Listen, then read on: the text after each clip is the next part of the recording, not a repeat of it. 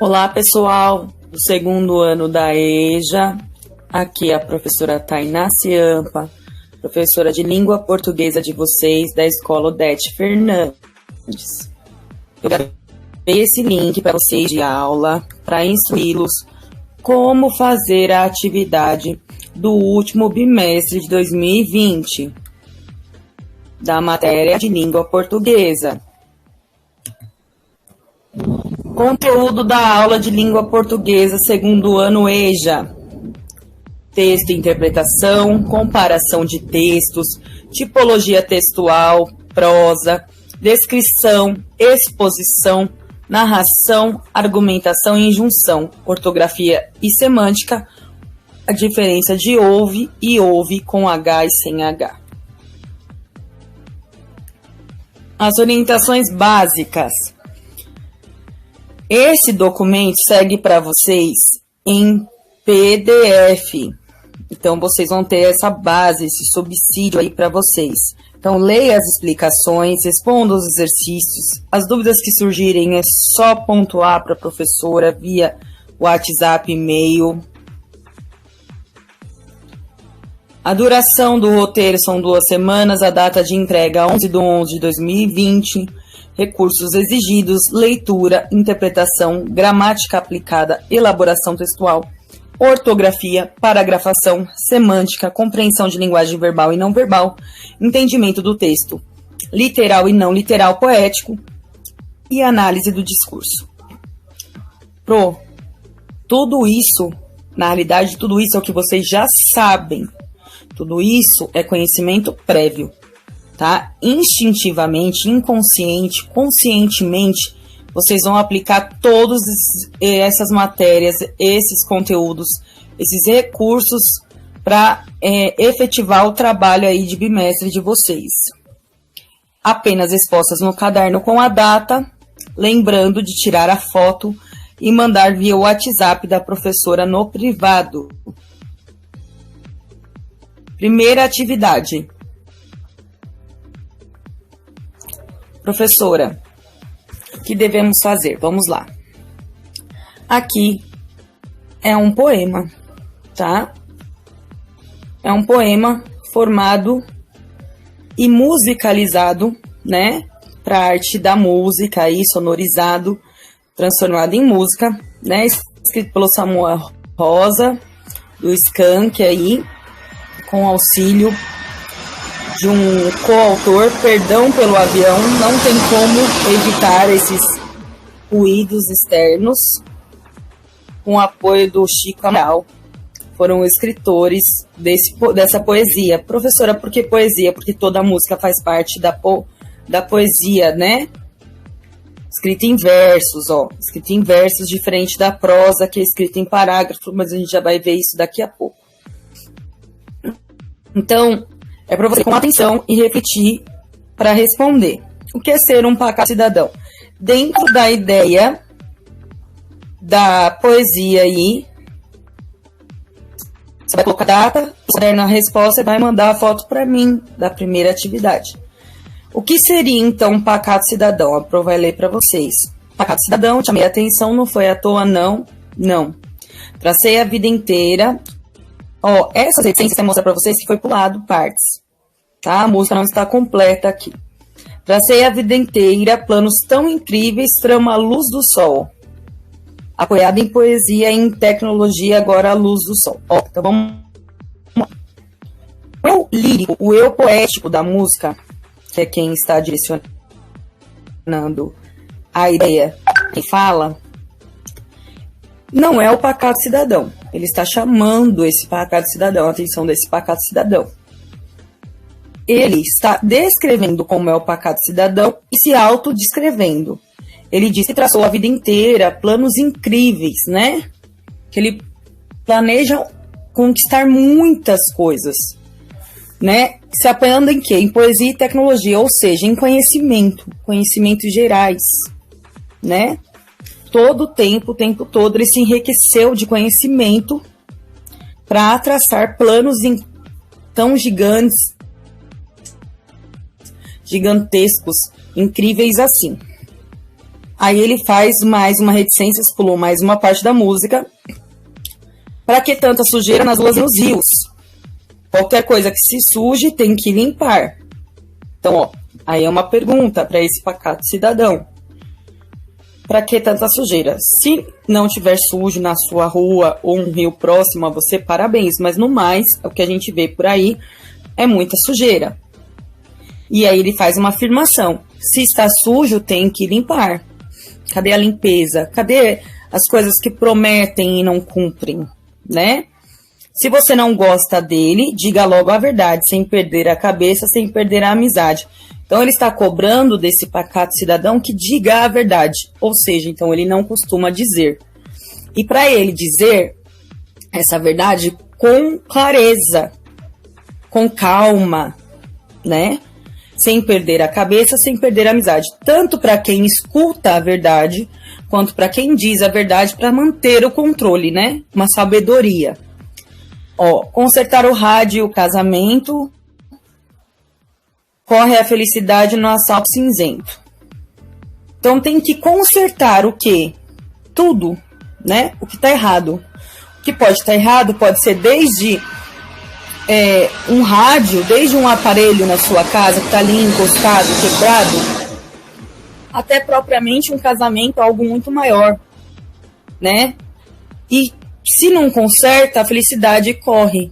Corre aonde? No assalto cinzento, porque vivemos em quê? Numa cidade, né? Onde está tendo cada vez mais construções. Onde a cidade cresce e o cidadão fica cada vez mais pacato. Abolir a escravidão do caboclo brasileiro, numa mão educação, na outra dinheiro. Então vamos lá. Abolir a escravidão. Já foi abolida a escravidão. Ele está falando aqui de uma escravidão daquela que a gente se dá o direito de outros nos escravizarem. Por exemplo, quantos trabalham por salários que nós sabemos que não paga nem sequer uma moradia, quem dirá contas e alimentação. Então, cadê esse dinheiro? Cadê? Então, é um trabalho escravo, sim, né? E muitos estão vendo isso. Como pode estar numa mão a educação e na outra dinheiro? Como pode estar tão corrompido, né? A ideia de educar e não ter um retorno. Como pode ter corrompido tantas e tantas áreas da nossa civilização que vai vir ali embaixo, ó. Pacato cidadão, ó pacato da civilização. Então, essa palavra pacato, para a gente entender de uma maneira precisa o que significa pacato. Pacato tem como sinônimo tranquilo, calmo, mas também acomodado. Então, o que é ser um pacato cidadão? Você vai me dizer no seu papel, na sua folha de caderno, o que faz um ser... Só um minuto, gente. O que faz esse ser se tornar um pacato cidadão? Aceitar as coisas sem luta? Ser o quê? Ser como? E se tivesse que deixar de ser esse pacato cidadão que aceita todas essas coisas, ele teria de lutar como? Lutar com calma, com clareza. A Pro já disse em muitas palavras aqui, mais ou menos o resumo do que vocês devem colocar nas próprias palavras de vocês. Claro que vocês podem acrescentar, diminuir, mas dentro desse raciocínio que vocês seguirão. Próxima atividade. Compare os dois textos, né? Então agora a gente vai comparar dois textos. E aí, como que a gente faz isso? São dois textos bem conhecidos, né? Pelo menos pela maioria. Um mais do que o outro, talvez. Vamos continuar em música, o outro é uma prosa, né? E o que acontece? Uma música aqui é do Luiz Gonzaga, como a Pro já disse lá em cima. A música é escrita em versos, né? Vocês podem ver essa estilística diferenciada, que não tem que termina se a ideia passa para outra linha, né? Não é como o parágrafo que segue. O que é colocado em cima de uma poesia, uma sonoridade, se transforma em música, né? Uma sonoridade, ritmo e entre outras coisas, harmonia, para quem entende de música aí. Quando olhei a terra ardendo, qua fogueira de São João, Eu perguntei a Deus do céu, ai, por que tamanha judiação? Que braseiro, que fornaia, nenhum pé de plantação. Pro farta d'água, perdi meu gado, morreu de sede meu alazão. Até mesmo a asa branca bateu asas do sertão. Então-se, eu disse a Deus Rosinha, guarda contigo meu coração. Hoje, longe muitas léguas, numa triste solidão. Espera a chuva cair de novo para mim voltar pro meu sertão. Quando o verde dos teus olhos se espalha na plantação, eu te asseguro, não chore não, viu? Que eu voltarei, viu, meu coração. Luiz Gonzaga, Asa Branca. Pro, me explica uma coisa. Você, professora de português, leu tão errado assim? Não é errado, gente. Deixa eu explicar.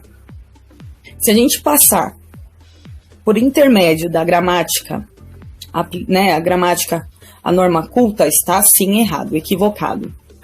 Mas se a gente analisar essa mesma música dentro da linguística, que é uma matéria muito preciosa na língua portuguesa, a gente vai entender que existem variações linguísticas.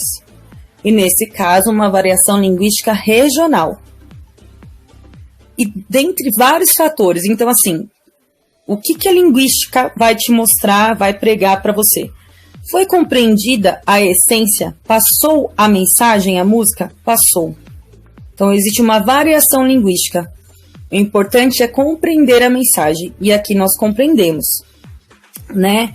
Que ele faz aí toda de uma forma muito romantizada, um apelo para mostrar a carência da falta d'água lá no sertão, o quanto as coisas perecem por conta disso, né?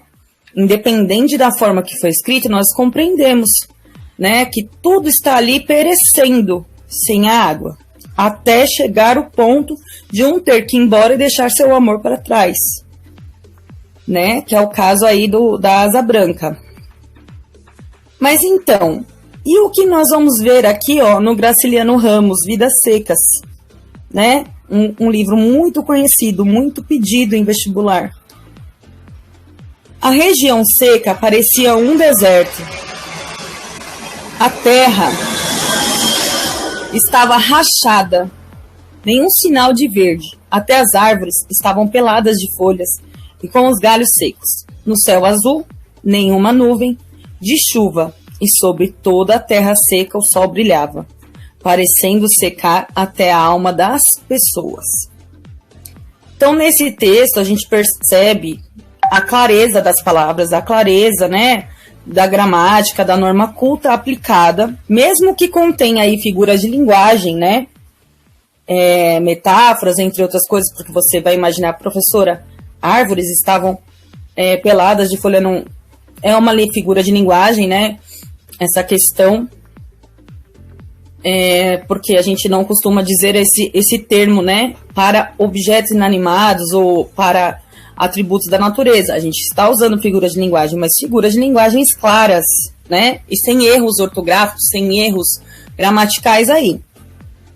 Então aí não tem uma variação, está dentro da norma, ou melhor, a variação é a norma culta. Em ambos os textos, os autores escrevem sobre o grave problema das secas, mas de formas diferentes. Os versos do poema de Luiz Gonzaga nos mostram a tristeza, a saudade e a linguagem do homem do campo que viu sua terra secar. O texto de Graciliano Ramos, em prosa, né, começa pela estilística, como a Pro mostrou lá em cima, estava em verso aí, já está em prosa, o parágrafo. Descreve a seca da região Nordeste de maneira agreste.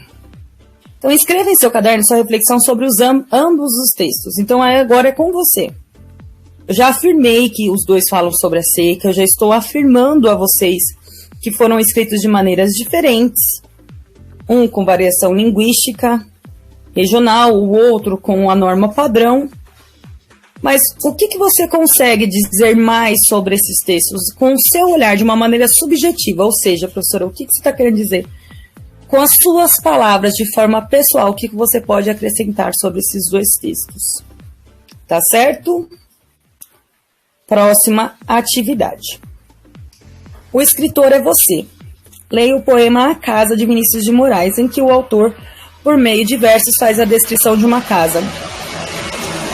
Ah, professora, você tá brincando com a minha cara. Eu imagino vocês vendo essa videoaula. Professor, eu tô no 2º ano da EJA, eu vou ler A Casa, era muito engraçada. Gente, vocês vão olhar por uma perspectiva diferente. Vinícius escreveu esse poema enquanto ele esperava um filho nascer, né? Então tinha alguém grávida.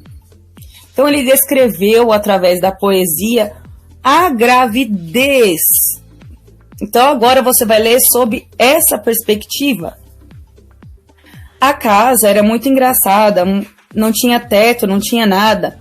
Ninguém podia entrar nela não, porque na casa não tinha chão. Ninguém podia dormir na rede, porque na casa não tinha parede. Ninguém podia fazer pipi, porque pinico não tinha ali. Mas era feita com muito esmero na Rua dos Borros, número 0. Então veja só. Ele está descrevendo, tá? Esse texto aí é para a gente olhar sob essa perspectiva, de que está falando sobre a barriga de uma grávida, que abriga, sim, um ser, se tornando essa moradia desse ser momentaneamente. Mas ela não tem teto, ela não tem parede mesmo, né? Então, ó, isso é a descrição. Ele conseguiu descrever de uma maneira muito irreverente o que é uma gravidez. Então, vamos lá. Descrição é a construção escrita em prosa ou versos, tanto faz em parágrafo ou verso, de imagens que representam seres, objetos ou cenas. Vamos, então, tentar uma descrição em prosa. Vocês farão em prosa, né? Faça uma descrição em seu caderno sobre a sua casa, filme ou livro preferido. Então, a Pro deu a opção. Você vai escolher um dos 3. Segue aqui um exemplo, ó. O que vocês podem pensar? Se você escrever sobre sua casa, contando-nos o quê? Onde se localiza? Professor, você quer meu endereço? Você vai vir na minha casa? Não é isso, gente. É onde se localiza no sentido se é uma rua, se é uma viela, se é um apartamento, é um condomínio, tá? E assim sucessivamente. Se é próximo de árvore, se não é, como você descreveria, tá? Não quero endereço, eu não quero rua, número. Eu quero como ela se localiza, como você desse um ponto de referência, mas jamais o endereço, tá? Não preciso do endereço. Qual é o seu aspecto? Qual é o aspecto da casa, se fosse a casa o escolhido? Ela é antiga, ela é moderna, ela é pintada de cor verde ou azul, ela é grande, ela é pequena e assim sucessivamente. Que lembranças a casa desperta em você? Quais as lembranças? Você descreve pelo menos uma lembrança. Olha, nessa casa eu mudei há pouco tempo. Não, nessa casa eu vi meus filhos nascerem. Aí vai de cada caso. Professora, se eu escolher o filme ou o livro, vocês adaptarão, mas não vai fugir da linha. Para qual público esse filme foi feito? Qual é o gênero desse filme ou livro? Né? Sobre o que ele conta, né? Qual a história do filme ou do livro? E que memória ele me traz? O que eu gostei, eu não gostei? Particularmente ele é meu preferido ou não? Vocês vão descrever. Fechou mais uma atividade. Nossa, Pro, nós estamos bem, hein? Fomos que fomos. Prosa. Em prosa podemos encontrar textos literários e não literários. Certo? Então, ó, textos literários, vocês vão pensar em quê? Só um minutinho, gente. Aqui. Textos literários e não literários, tá? Os não literários, eles são de cunho jornalístico, de fatos reais. É assim que vocês vão pensar, de fatos reais. Então, jornalísticos, textos de informação, científicos, textos instrucionais, textos epistolares, como as cartas e bilhetes, até mesmo sermões bíblicos, textos humorísticos, textos publicitários. Então, literário, vocês vão pensar em literatura ficcional. Não literário, fatos reais, tá bom? Apresentamos a vocês alguns textos em prosa que você, com certeza, já leu ou fazem parte do dia a dia. Eles são bem comuns, tá? Leia a descrição de uma tempestade escrita por Jorge Amado. Por mais que você não tenha lido, Jorge Amado é muito famoso escritor. né? Escritor baiano muito famoso, então eu acredito que todos já ouviram falar. A tempestade. A noite se antecipou, os homens ainda não a esperavam, quando ela desabou sobre a cidade em nuvens carregadas. Ainda não estavam acesas as luzes do cais, no farol das estrelas. Não brilhavam as lâmpadas pobres que iluminavam os copos de cachaça. Muitos saveiros ainda cortavam as águas do mar, quando o vento trouxe a noite de nuvens pretas. Os homens se olharam e, como se interrogaram, fitavam o azul do oceano e a perguntar de onde vinha aquela noite adiantada no tempo. Não era a hora ainda. No entanto, ela vinha carregada de nuvens, precedida do vento frio do crepúsculo, embaciando o sol como um milagre terrível. A noite veio, nesse dia, sem a música que a saudasse. Não ecoara pela cidade a voz clara dos sinos do fim da tarde. Nenhum negro aparecera ainda de violão na areia do cais. Nenhuma harmônica saudava a noite da proa de um saveiro. Não rolava sequer pelas ladeiras o bate-pum monótono dos candomblés e macumbas, porque então a noite já chegara sem esperar a música, sem esperar o aviso dos sinos, a cadência das violas e harmônicas, o misterioso bater dos instrumentos religiosos, porque viera assim, antes da hora, fora do tempo. Gente, um detalhe muito importante, tá? Esse texto não está fazendo apologia nenhuma a questão religiosa, tá, gente? Posso só recordar a vocês que Jorge Amado, ele era um autor baiano, então aqui é só um exemplo de um texto literário, né? Para vocês verem como foi ficcional, como foi inventada, como foi elaborada a demonstração dessa tempestade. Agora o outro texto, a cana-de-açúcar. Texto informativo, texto não literário, tá? Originária da Ásia, a cana-de-açúcar foi introduzida no Brasil pelos colonizadores portugueses no século XVI. A região que durante séculos foi a grande produtora de cana-de-açúcar no Brasil é a zona da Mata Nordestina, onde os férteis solos de Massapê, né, eu acho, além da menor distância em relação ao mercado europeu, propiciaram condições favoráveis a esse cultivo. Atualmente, o maior produtor nacional de cana-de-açúcar é São Paulo, seguido de Pernambuco, Alagoas, Rio de Janeiro e Minas Gerais. Além de produzir o açúcar, que em parte é exportado e em parte abastece o mercado inteiro, a cana serve também para a produção de álcool, importante nos dias atuais como fonte de energia. A imensa expansão dos canaviais no Brasil, especialmente em São Paulo, está ligada ao uso do álcool como combustível de automóveis. Se vocês estavam pensando aí que esse álcool era aquele álcool que a gente vê em bares, não era bem esse, né, gente? É o álcool combustível. Ali era só para diferenciar, ó. Texto informativo tem como intenção informar sobre fatos reais. Então ali nós vimos quando começou a cana-de-açúcar, quem trouxe ao Brasil, onde se iniciou com grande proporção, depois para quais estados atualmente tem a maior força, tá? Alguns desses textos são utilizados para nosso estudo de história, ciências, matemática e todas as especialidades. A preocupação em transmitir uma informação clara e precisa aparece nos textos científicos, nas matérias jornalísticas, nos avisos, nos filmes e documentários. O que é então um texto jornalístico? Dê uma olhada no jornal. Você vai encontrar vários cadernos, isso mesmo, gente, cadernos. Cada um com determinados assuntos, política, economia, fatos policiais, esportes, cultura, espetáculos, etc. Apesar de estar tão escasso, o jornal impresso hoje em dia você ainda encontra exemplares. Mesmo que seja digital e mesmo que seja virtual, ele também é dividido assim, tá? Em cadernos de interesse. Vai encontrar também seções de cartas, informações de utilidade pública, divertimentos, que seriam os entretenimentos, sem falar nos anúncios, que podem ser publicitários, as propagandas ou classificados, que é aquele onde você vai procurar um emprego, quando você está disponibilizando emprego, quando você está vendendo um automóvel, alugando uma casa, etc.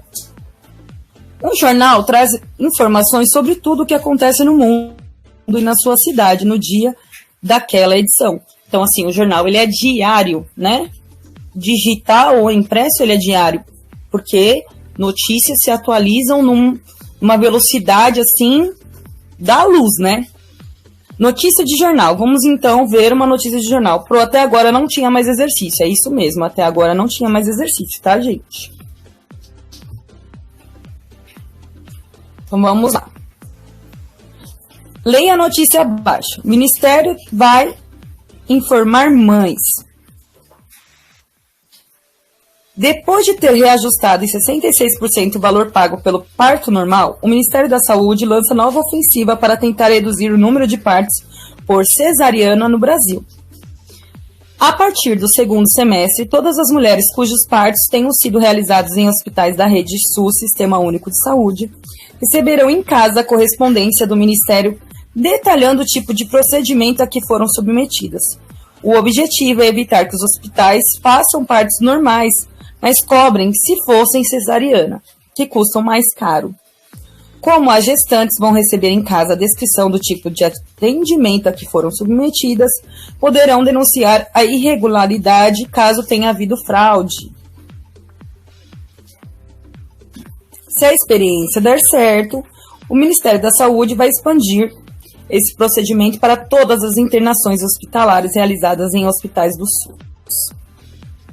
Isso é bem antigo, gente. Ó, Folha de São Paulo, 10 de março de 1999.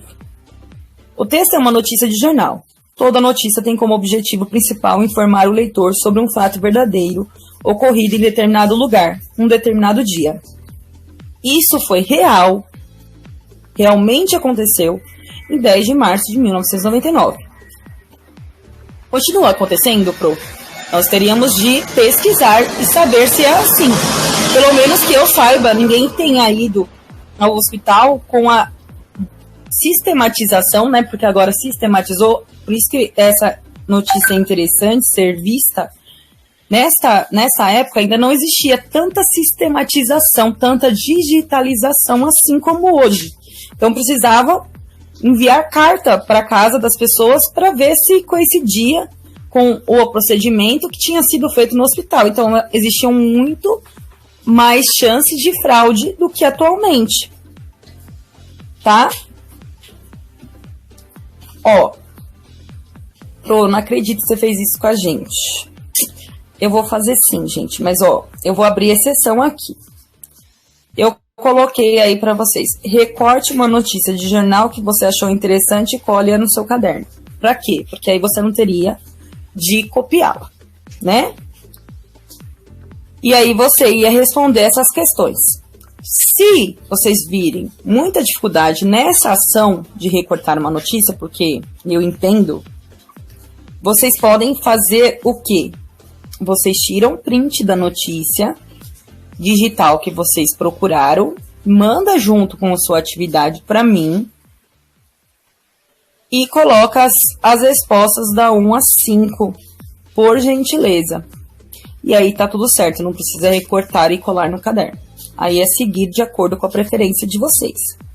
Então vocês vão colocar lá qual foi o fato noticiado. Se fosse dessa própria notícia, teríamos como dizer que o fato noticiado é o informe às mães, né? O fato noticiado é a carta chegar até as mães de que maneira foi o parto, sendo que elas que passaram pelo parto, elas sabem muito bem se é cesárea ou parto normal, né? Na época elas sabiam, mas tinha que chegar a carta para elas reivindicarem se tivesse irregularidade.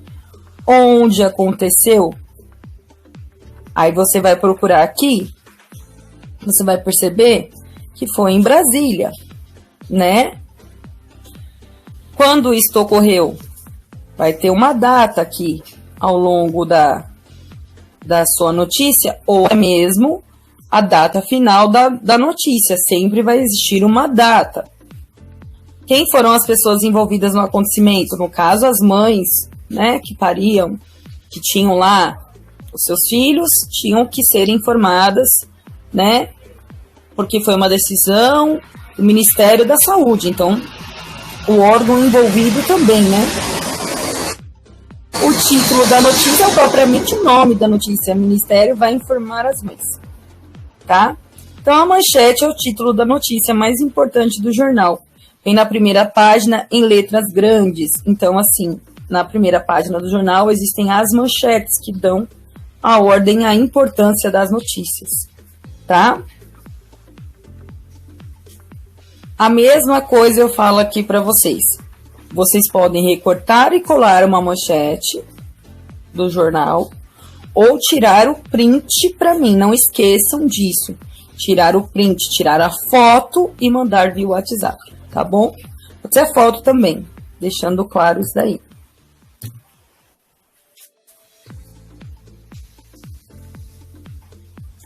Então, ó, aqui a gente vai trabalhar com a questão de prescrição e injunção. Professor, o que é um texto prescritivo e injuntivo?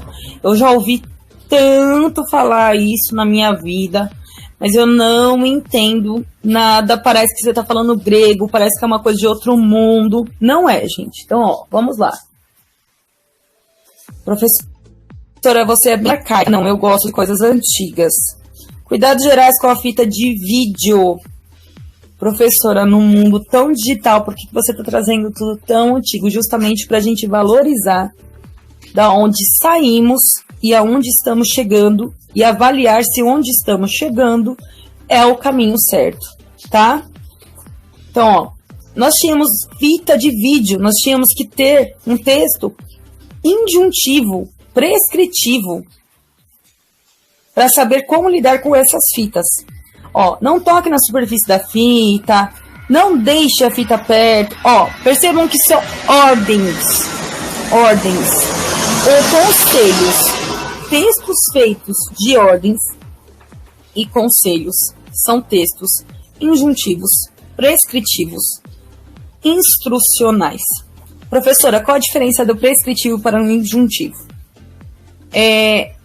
Esses dois aqui são injuntivos, certo? Injuntivos é aqueles que te orientam, te aconselham. Você pode mudar uma coisa ou outra. Para dar certo, você segue, que nem a receita ali do brigadeiro. Você segue, mas se você colocar um pouquinho a menos, não vai dar nada errado. Ou muito errado. Agora, um texto prescritivo é a receita médica, por exemplo. Se o médico te manda tomar um comprimido a cada 8 horas e você toma um comprimido a cada 8 minutos, se você não souber ler uma receita, você pode ter uma overdose de medicação. Então, esse é um texto prescritivo. Ou você recebe a ordem e obedece conforme a leitura, ou você tem prejuízos aí à saúde ou a bens e outras coisas, tá? Que seriam as leis, por exemplo. Então, os dois textos têm a intenção de passar instruções a quem os lê. Por isso, usam expressões que indicam ordem ou pedido, não toque, não deixe escure, deixe ferver, etc. O texto instrucional procura informar o leitor sobre o procedimento adequado de manusear aparelhos eletrônicos, máquinas e até mesmo informar sobre os ingredientes e o modo de fazer receitas culinárias. No caso, a gente também tem textos humorísticos. Então, eu tenho aqui uma história em quadrinhos, né, um cartoon. É aquele que tem a intenção de divertir e contar coisas engraçadas, fazer rir, tá? Aqui é só uma exemplificação. Lê pra gente, tá escrito. Ele fala, aro. Aí ele falando tudo estranho. Cala a boca, gato burro. Aí ele faz, cala a boca, eu vou te calar.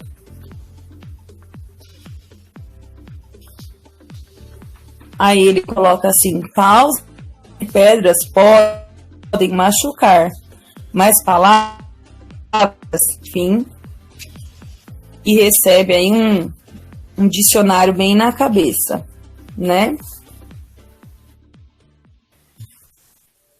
Aí você vai me perguntar, professor, onde está a graça disso? Cada um faz a leitura e cada um vê a graça conforme, por isso que o texto humorístico, ele é muito pessoal e requer o nível de conhecimento sobre o assunto, né? Ele requer um nível de conhecimento sobre o assunto.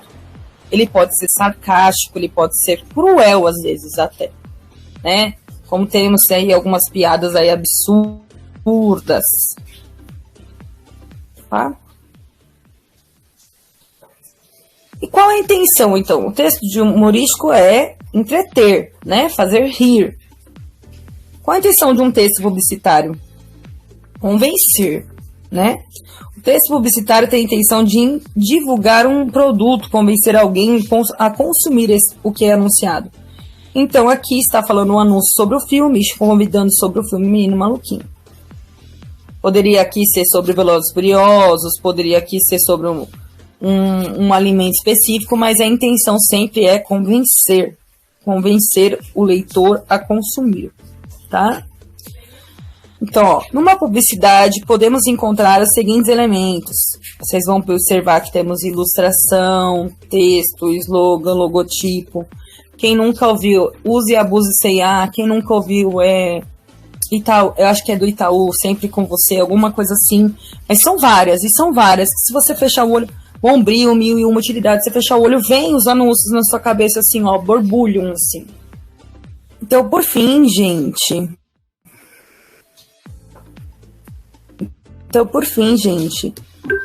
vocês vão responder no caderno esse último exercício aí. Só um minuto, avião.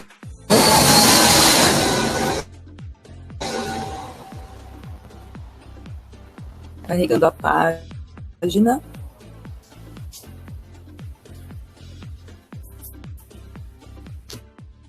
Vocês vão criar um slogan para este produto. Lembrando o seguinte, gente.